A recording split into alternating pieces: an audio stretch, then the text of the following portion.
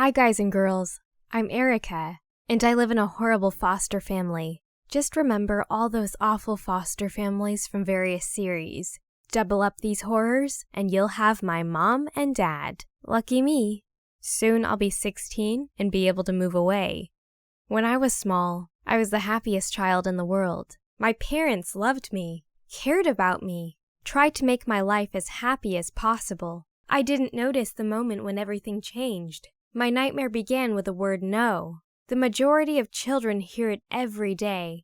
But for me, who wasn't really used to being denied, it became a real tragedy. When they forbade me to use the children's slide because I was in a white skirt, I threw a tantrum, fell into a puddle on purpose, and ruined our planned trip to the park. That's when I learned that parents could not only kiss, but also punish, and the punishment was hard. I was forced to kneel on a bench in the corner of our house, and if you think that this punishment was just a joke, I dare you to try it yourself. For a child, it was very painful to kneel on a wooden bench for half an hour, and then the bench became my best friend, because we met again and again almost each day. No matter what I did, everything caused a negative response of my parents, and I was punished again and again, and I behaved worse and worse out of sheer spite. The situation reached a point where my dad punished me with a strap, and this was actually a real beating.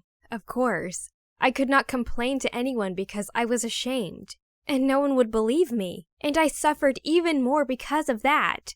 I began to run away from home, just not to be near my parents, and that only made everything worse, because the punishments were getting more and more obscene. Have you ever been locked in a hospital? Well, they actually locked me up several times in a row. That was really not okay. Of course, I was rude, misbehaved, did not obey my parents, and even did something illegal. But I knew that I did not deserve such punishment. And then my brain invented an invulnerable defense. I began to fantasize about being a foster child. Just imagine how stunned I was when I discovered it to be true. Now, I didn't dig out any documents or some other proofs like letters from an old nurse. Everything was much more simple, and still quite complicated at the same time. At the time, I was a fan of various detective series, such as Sherlock, True Detective, and Dr. House. And I put my deductive skills to good use. My first investigation target was my boyfriend. Well, more like my ex-boyfriend, actually. It turned out that he did not help his father in the garage, but was quite engaged in weightlifting. I assumed that because the girl with whom he cheated on me weighed no less than a ton. Seriously! When I found out about that, I wasn't even able to throw a proper tantrum because the situation itself was funny. He actually already punished himself when he had an affair with that pig. I just laughed at them, wished them personal happiness and an experienced nutritionist, and left. And then I decided to check whether my parents were hiding anything from me. By that time, our relationship was coming apart at the seams.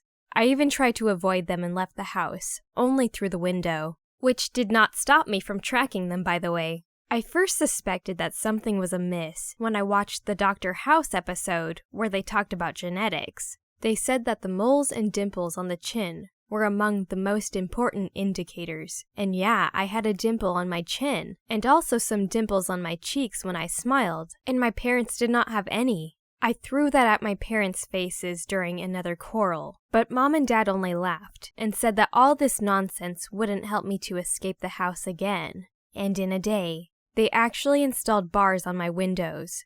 I was locked in my house. Can you imagine that? How did they even know that I used windows to escape? I was always so careful. Well, it was for the better. I've got a lot of free time now being locked like that, and I used it to collect any information about my birth. Suddenly, it became very important for me to prove to myself that these two were not my real parents. Funny thing is that I actually managed to find the required proof. I lied and I acted like a cute girl. But thanks to it, I found out that there were cases of misplaced children in the hospital where I was born. I even got some photographs. They were made during the discharge from the hospital. And there, I saw two women who could hypothetically be my real mom. So now I was finally convinced that my parents weren't actually related to me. And since they were nothing to me, why were they messing with my life? So during the next scandal, I told them everything and showed them the photos from the hospital and all my calculations.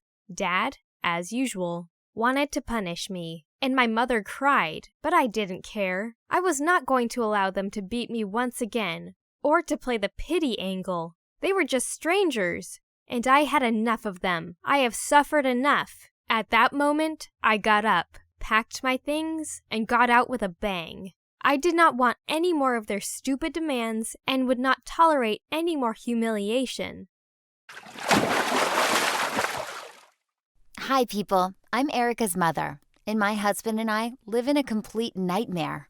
I don't know at what point our life turned into the freak horror show, but I want those who watch this story to draw the right conclusions.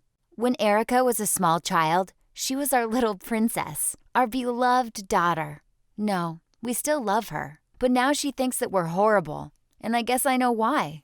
It's our own fault that we raised a monster. I love her too much, spoiled her too much, and taught her that the whole world owed her something. And when she got older and discovered that she actually had some responsibilities, Erica's world broke apart. We should have gone to a therapist right away. Unfortunately, we had no idea that ordinary teenage tantrums would result in a full-blown nightmare. You see, those were just normal arguments. What to wear, what to eat, where to go, just like that. And yes, my husband and I turned a blind eye to many conflicts because they were really insignificant.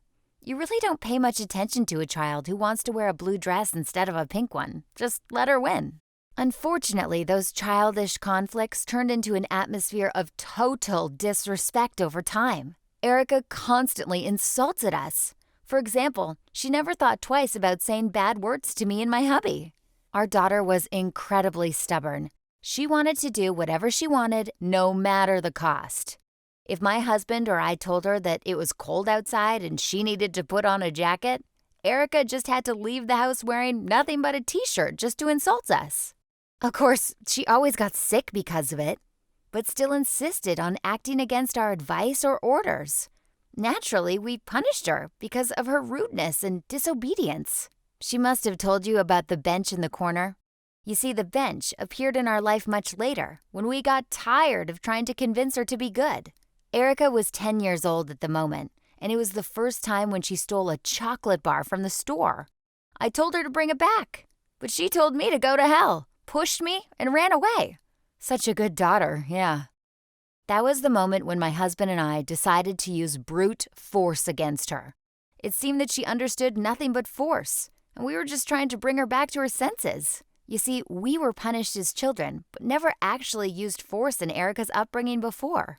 And since our persuasion and pleas weren't going anywhere, we resorted to actual punishments. That was our second grave mistake. But the more we tried to protect her, to show even with punishment that she was doing a lot of wrong stuff, the worse it got. Twice, we had to leave her in the hospital, in a drug addiction treatment unit. To be more precise, you see, our daughter had 2 near-death experiences concerning drugs before she was 14.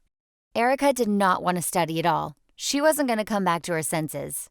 Each other day, our daughter ran away from home, always lied to us, and had a lot of grown-up guy friends. You certainly don't want to give your teenage kid a pat on the head and a candy when she comes home late at night intoxicated in torn and dirty clothes. My husband and I knew that we failed miserably while raising our daughter. Of course, we still tried to do something about her from time to time, but we mostly just gave up on her. Soon, Erica came up with the idea that we were actually her foster parents. We didn't know why she felt that way, and frankly speaking, at that point, we didn't even care. Of course, it was utter nonsense. I know for sure that we are the parents of this monster. I gave birth to her with my own womb. Well, I'd like to blame someone else's genes on her bad behavior, but I can't. She is our child. She is our fault. But now, she doesn't want to have anything in common with us, and we don't mind. Especially after she began to tell the child services that she was being bullied and beaten at home. When Erica left us for the last time, my husband and I were actually relieved. Now we do not need to worry about her. Don't have to wonder whether the little monster will come back home or run away with some random guy. don't have to cater to another overdose or even a random pregnancy. If she wants to think she's a foster kid, fine, whatever. We did everything we could. Now she's the mistress of her own fate, and so be it. What do you think about this story and its characters? Who's right? Who's to blame? And what should they do now? Write your thoughts in the comments. Share the story with friends. Leave a like for the video.